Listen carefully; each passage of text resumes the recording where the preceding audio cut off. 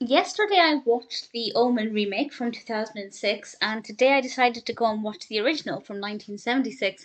And all I can say is I really wish I'd watched the original first. The reason I chose to watch the remake first is because I'd seen it before, but I could only remember a tiny fraction of it. So I thought I'd rewatch it, as it were. And honestly, the remake is in so many ways, scene for scene, shot for shot, sometimes line for line, identical to the original. And I just think if you're going to do a remake, you need to put a different spin on it. Give it a different flavour. Don't just do it identically. Of course, there are differences here and there, and some of them are time-based differences because we're talking, three decades apart. But at the same time, I really wish that the remake had actually done something a bit different, because watching this, I realised I knew exactly what was going to happen. And that's not the fault of this film, but had it been the other way on, it meant I would have watched the remake knowing exactly what was going to happen, and that's no fun for anybody. Having said that, the original 1976 The Omen is very good. This was directed by Richard Donner, written by David Seltzer. And David Seltzer also wrote the 2006 version, which makes me think they literally used the same script and just did, some tweaks to it here and there, which is just not the best way to approach a remake, because that's not a remake, that's just a refilm. So I'm kind of annoyed by that, to be perfectly honest. But anyway, the film follows the same narrative. We have Robert Thorn, the British ambassador, played by Gregory Peck, and his wife Katherine, played by Lee Merrick, have a young boy called Damien, who's played by Harvey Stevens. Brilliant performance from the young actor. And we learn at the very beginning of the film that Catherine's baby, when Catherine was in labour, the baby was born dead, or it died in childbirth, and they decide, without Catherine knowing, Robert agrees to take one of the babies from the maternity ward whose mother has just died and has no family, and raise that as their own son. So we know straight away it's not their own flesh and blood. And quite quickly, after maybe 10 or 15 minutes, Damien is now about 5 years old, and he begins to show some disturbing signs and disturbing things start to happen. Could it be that he really is the devil or the Antichrist? And I don't want to say too much more about that. I'm trying really hard to not compare it to the remake and say, well, this was the same and this was the same, because that's basically the entire film. I'm really annoyed. Really annoyed. I can honestly now understand why the remake had such a poor rating. When I was discussing it yesterday, I said I couldn't believe it. It's a good film.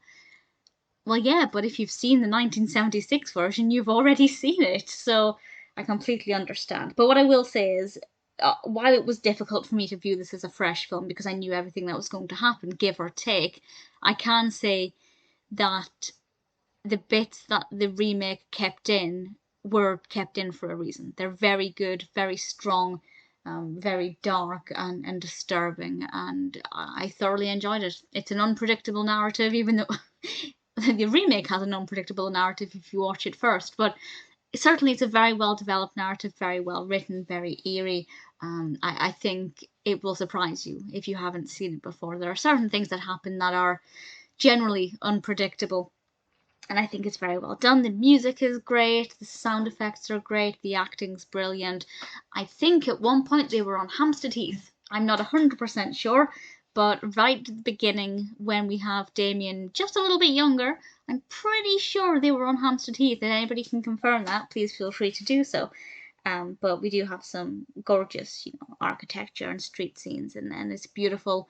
And I will say the house is much nicer in this version than it is in the remake. There are obviously a lot of modern differences, but this one's it's not as clinical. And I feel like they were going for the clinical approach in the remake to make it look, well, clinical, like you could smell the antiseptic. And honestly, I just feel like it was a little bit too washed out. Whereas this one, it makes a little bit more sense, and I rather liked it.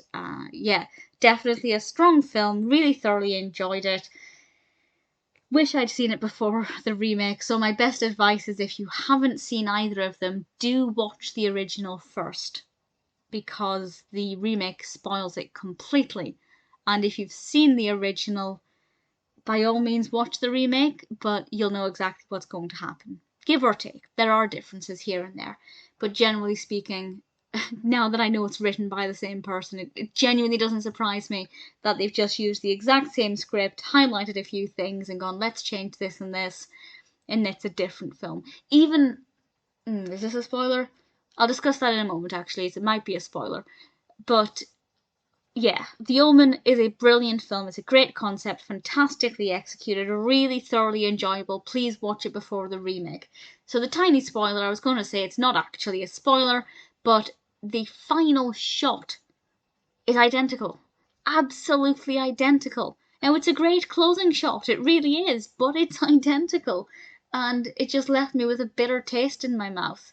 And I can only imagine how enraged I would have been had I watched them the other way on. And I was watching the remake knowing that it was literally a refilm rather than, a fresh interpretation or anything. Yeah, quite annoyed by that because it seems very lazy. But other than that, The Omen, the original Omen, is certainly worth watching.